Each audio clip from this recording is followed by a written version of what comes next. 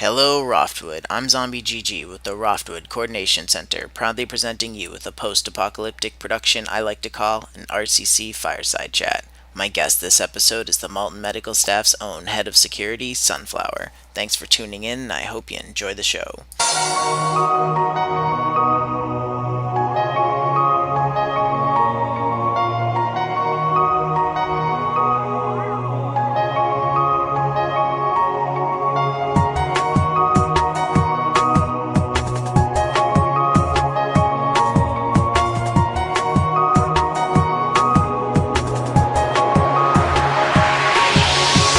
And we are now recording. So, Excellent. Sunflower, I've got to know you from just being a super big time active player in Roftwood. Your loyalty to the Malton Medical Staff and the Roftwood Coordination Center is super admirable, and it is great to have you in this little fireside chat. What we're trying to do with this episode is I just want to hear like your story about the Malton Medical Staff. Well, when I originally ran into the Malton Medical Staff, they weren't actually called the Malton Medical Staff. They were still St. Alphabert's, hospital. But I had a couple of characters before I eventually settled on the one I'm currently using. Imgonnadiesoon, and ended up sleeping inside Prattley Police Department, which is a couple blocks east of St. Alphabert's. Yeah, it's like in the northeast part of Roftwood. Yeah, and I probably spent a couple weeks there running outside and shooting zombies. And at one point there was a break-in, and so I just ran off to St. Ethelbert's to, Not die. basically, basically not die. Wait for AP to recover so I could go back and shoot more zombies. Yeah. And at that point, the St. staff wasn't like super big, and it was mostly just Greenwing and Morg talking to each other. So, what was it? St. Ethelbert's Hospital staff? Like, the original Malton Medical was like St. Ethelbert's Hospital staff, just Greenwing and Morgasm. Yeah, there was like I said, the group was pretty small. There was people that hung out there that weren't like, officially part of the staff or whatever, but they just ended up labeling themselves as fans and following us around. I'm not sure why they never joined the group, but eventually. Anyway, I woke up the next day and just saw the insanity with it was this group of people, and so I decided to stick with them. 'Cause they were fucking absurd. Just so much text and just like when I first played Urban Dead, like I always still today play it as like very militant. Like I'm very like action oriented, and I spend my AP efficiently to like help the survivor cause like prosper and stuff like that. And I remember like when I first came across the Malton Medical Staff, yeah, I can kind of understand what you're saying. It was just like insanity, just so much text. Like I'll never forget the time I was just like involved in like a kidney like operation experiment somehow. They just like wrapped me into it. I spent one night in there, and I think my kidneys got like commandeered or something for some greater cause, higher purpose. I don't know. So you get out of you're hanging out in Prattley shooting zombies, and then like zombies break in, and you don't want to die again. Literally, your character like is called I'm gonna die soon. You're just tired of dying. You go to St. Ethelbert's Hospital, just a couple blocks over, and then you spend one night there, and you're just like, what the hell? Who are these people? Immediate just got turned into a fan, or like how long did it take you to like actually join them? I joined pretty shortly afterwards. I don't know when I like actually changed like the survivor group that I was part of, but like after the first night, like watching people waste like 40 AP on stupid shit was just like, this is a much more entertaining way to play this game. Like I'm gonna hang out here for a while and watch the insanity of the I just like lurked too. Like I rarely like participate. Sometimes I feel obligated to because there's so much going on. But like even it's just fun to log off in there and just come back and just read it if you don't like play.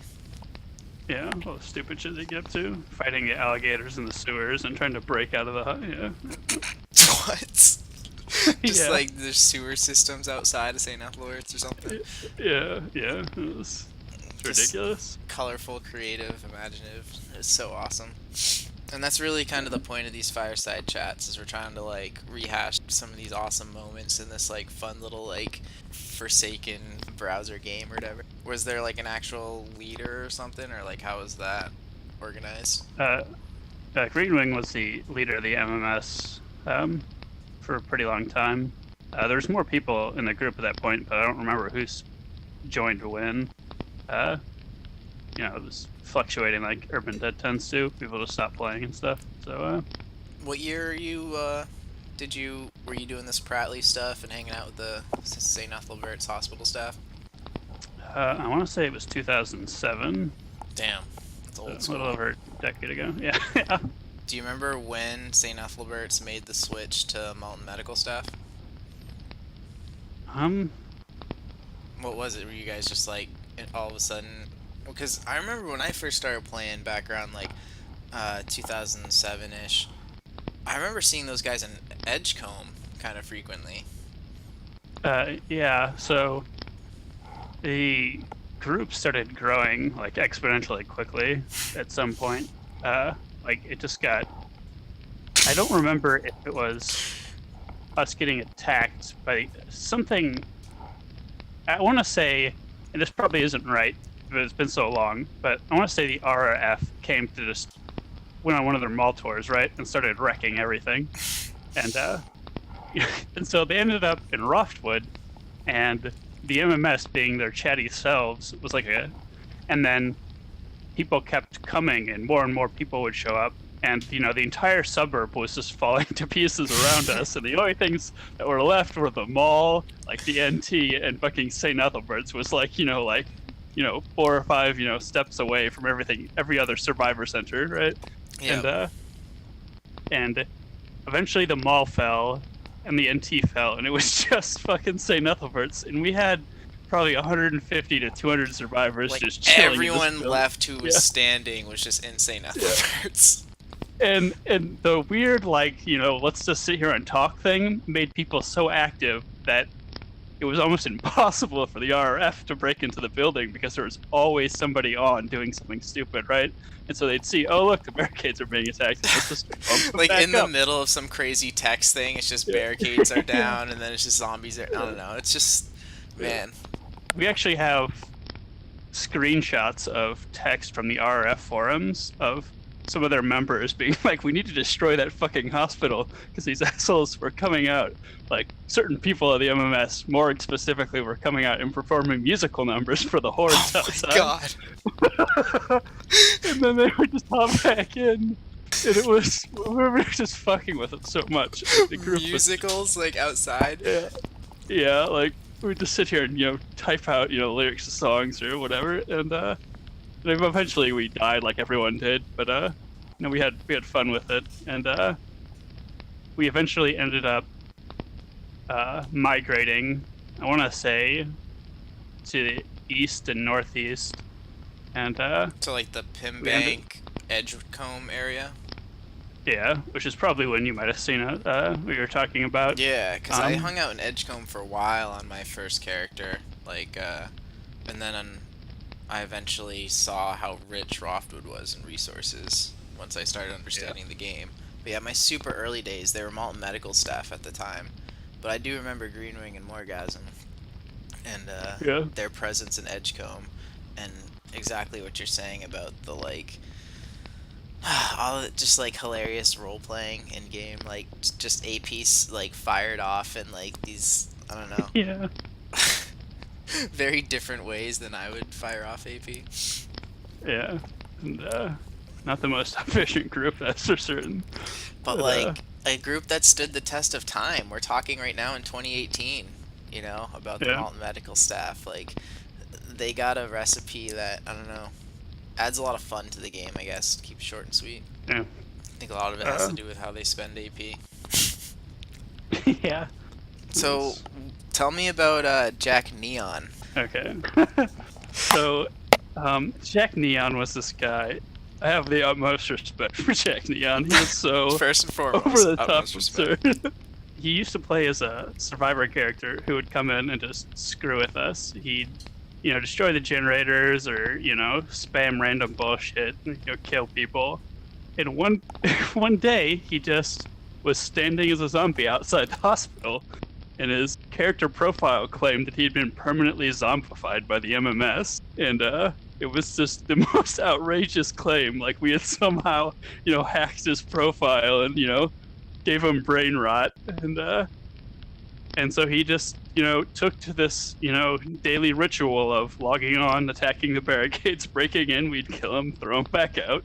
We would just do it the same, same thing every day after day. And he eventually created a couple alts. He had Cat Spa and one other one who I can't remember.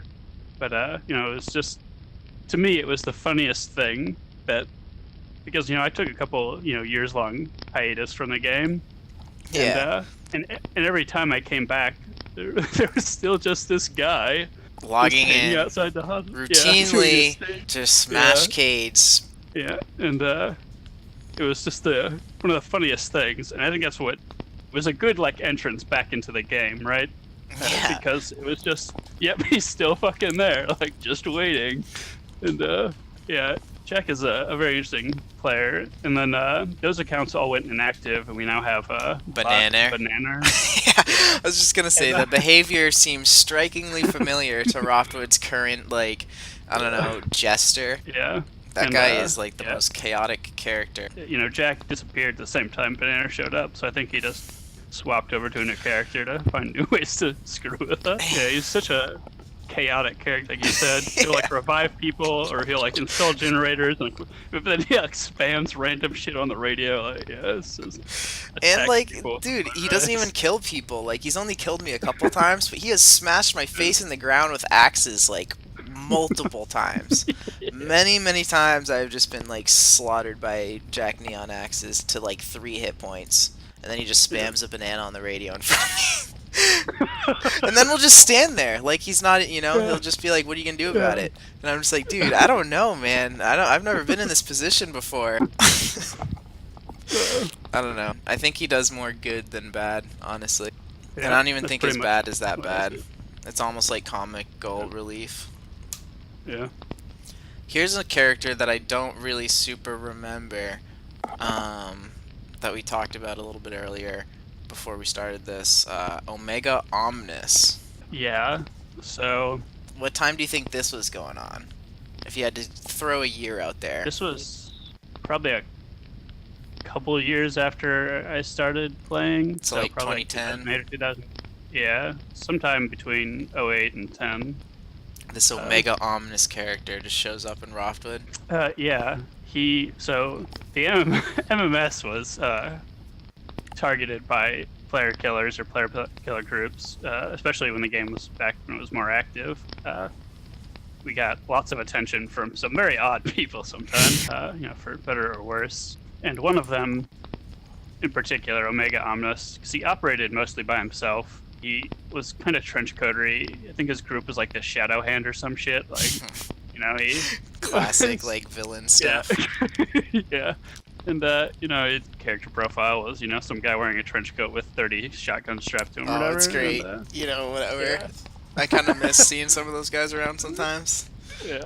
And so he had Omega Omnis, and then his twin brother Omnis Omega, and he was I don't know, kind of a villain, but he'd kill other PKers with us sometimes. So he's a bounty hunter? Not exactly. I think he got attached to the MMS over time because the culture. For the most part, everybody in the MMS was a complete pacifist. They're okay, you killed us, whatever, bro. We'll just revive them. It doesn't matter. You can't kill everyone. And so for the most part, people ignored him.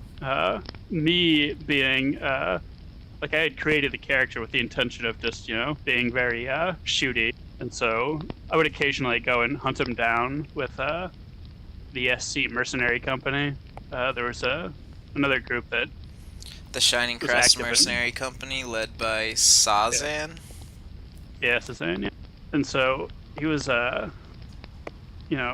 very, I don't know, just aggressive and, the foil to the MMS in some ways. And yeah, he was, just over the and it was funny because occasionally, people will log on while somebody is like, going out for their hit against somebody in the hospital, and they would just start healing them, right? Yeah. Or they would respond to something that somebody else was saying. And so there's like tons of screenshots, or there were at least in the MMS, of people coming in to PK somebody and somebody else talking about kidneys or the platypus and just these inane comments. Lostfire have like a badger or something that follows her? Yeah, Lostfire has a wombat. A wombat, that's what it is. Yeah, a wombat.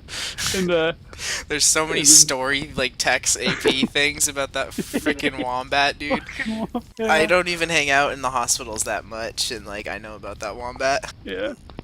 And so yeah, there's lots of screenshots of player, PKers, but what the hell, man? I'm trying to monologue here as they're going for the kill shot, we're just interrupting their random trench coating nonsense. But yeah, Omega Omnis, like I said, caused lots of problems, and eventually, I guess I personally learned to just leave him alone because it just caused more problems. Was he just being aggressive in text or something? What kind of problems? Spray painting nasty shit?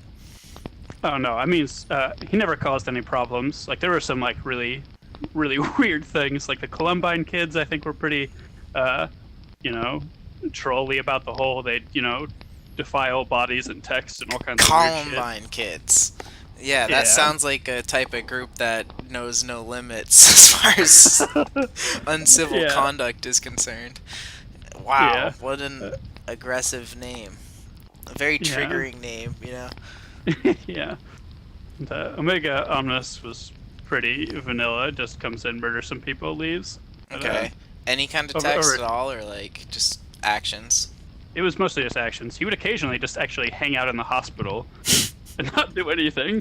And so I think that's eventually one of the powers of the MMS. It's just at some point people are it's not fucking worth killing him. I'll just hang out. Eventually he sort of faded, but I don't know, for a year he was the rival of the security forces that, aligned himself with the MMS. He's an interesting guy. He actually came back to the game a while ago. People spotted him. He killed somebody, so he's back in form. He killed somebody not too long ago. Yeah. Wow. Is there a screenshot in the PKGK? I would love that screenshot. Man, I didn't know that character. I probably saw it and I didn't know any of the background for that guy. Yeah, and very interesting. Omega Omnis. Yeah, I've seen both his alts over the past couple months. I didn't realize he was killing anybody until it happened. But yeah, so it'll be interesting to see if he makes a return. The MMS isn't as large as it used to be, but very interesting time, I feel, in Urban Dead 2018. I don't know, it's just great to see some old timers coming back in the picture, even if they are thorns, It's interesting to see as people just randomly log back in. People on the contacts list no longer being crossed out. You're what the hell is that guy doing, right? So. I know, I want Garwala to come back. I would absolutely love to do a podcast with Garwala. There's just so many characters. The MMS always infatuated me. I was never part of the staff on my first run. I started in 2006 on my first guy, and then I went hard until I'd say 2008 or 7, and then I just stopped for 10 years straight. And then I just came back last October, I think, or something like that. So I came back just about a year ago. And I just made a new guy, and that's my zombie GG character. And I've just pretty much picked up the torch, from my NDG character. I came back maybe a year ago into the game after a pretty long break. So yeah, I took 10, 12 years, man. Just straight up forgot about it. And I was like, oh my god, I wonder how that translates into the Discord and smartphone era. Yeah. And now it's in my pocket, I can just play Urban Dead whenever I want. Yeah. It's if you don't understand the old school era that we came from, it's can't really appreciate this new school era at all. Yeah. Let's talk about the Malton Medical Staff presently. I kind of went through memory lane a little bit. And you come back a year ago, and you just What, your guy's still in Roftwood? Yeah, I woke up. I don't remember where I was. I want to say I was probably dead just because it takes so long to time out. I came back, wandered around Roftwood, and it was pretty easy to find the MMS because they're either always in St. Alphabet's and Elijah's. I always wondered how to say that stupid hospital. I say it in my head, I guess. I don't say it out loud. Elijah's is probably the best out loud name I've heard for it. So yeah, you go check them out over there. You see like who's still around. I want to say the first person I saw was Lost. It might have actually been Alicia, but I didn't realize Alicia was part of the MMS at that point. So I came back, and things were a bit different. Lost was, the head of the MMS now, and, there was new faces, Alicia specifically. There's a couple old ones. Charles was around, Garwala. Oh, Charles Winchester. Dude, I hear so many things about Charles, but, like, my only connection with the Malton Medical Staff is through, like, metagaming. It's like, I don't really hang out in the hospitals that much because there's a 90% chance I'm gonna get PK'd every time I hang out in a hospital. Yeah. And so anyway, like, Charles Winchester, though, I guess, is just, like, a super potent character, like, in-game. What do you know about Charles Winchester? He's been part of the MMS as long as I have, I want to say. Damn. Yeah, I want to say he joined not that long after I did. Like 2007-ish? Let's see. I'm looking at his character profile. He joined UD in 2007, so yeah. A couple months after I did, actually. So yeah, he's been around for a while. I always see him around doing stuff, like reviving people, like healing people and stuff, but I just, like, never get a feel for his, like, how he plays his character or anything. I don't know his personality even a little bit. He's, I guess, standard for the MMS anyway. He's very, a medic loadout, I suppose. Syringes and facts. And then, when nothing's really happening, random MMS nonsense. Yeah. I'm trying to, like, get a better idea. I don't know, I just want to play my character a little bit more rich, is the only phrase I can think of. I don't know, I think I kind of just go too hard playing one way of Urban Dead with, like, the military type stuff, and I want to, like, add a little more flavor to my character, kind of want to, like, adopt a little bit more of, like, a roleplay type style. So you come back, you see, like, Charles Winchester, you see, like, Alicia Huberman hanging out in, like, Elijah's and stuff. And then, when did you first hear about the RCC, like, when I came back and stuff? That'd be interesting. Like, when did our, like, universes first clash? I'm trying to remember. I remember you were pretty early on in the RCC. Yeah. I remember you forming the RCC. It was Lostfire who sent me the link to it, on our forums. Actually, no, I remember now. I'm sure you know of Envy. Murderous had her wedding a while ago, if you remember that, and they had like an in-game event thing for it, and she invited the MMS to it, and they had a like Discord server for it, which is how I ended up, I guess, learning of Lostfire on Discord, and then that's where I got the link to this Discord. So yeah, I was here, like you were saying, pretty early, I want to say. Basically, the instant I got the invite from Lostfire is when I joined, so it couldn't have been that long after it got created.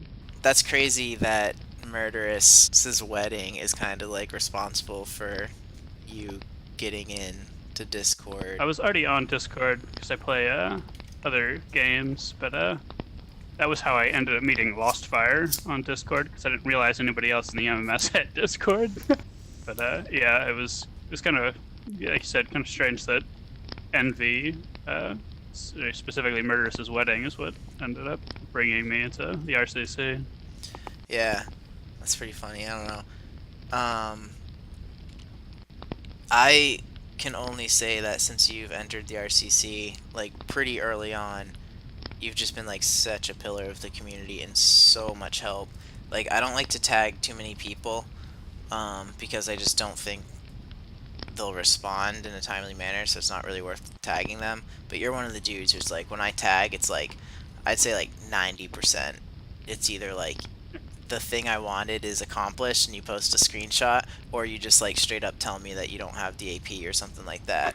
But there's some Yeah. kind of like 90% chance when I tag you it's a response, and that's been like that since I started the RCC again. Like, you were right there early on. I'd say probably top or first 10 people joined.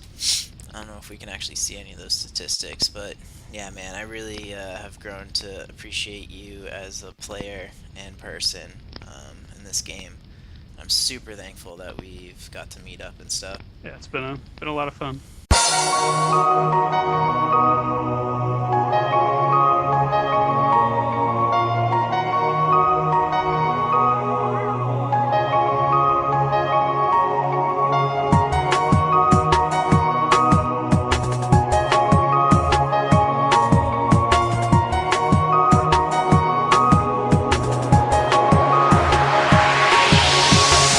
This concludes part 1 of my discussion with the Malton Medical Staff's head of security, Sunflower. This RCC Fireside Chat is a post-apocalyptic production proudly presented to you by the Roftwood Coordination Center. I'm Zombie GG, and Roftwood, the pleasure's been mine.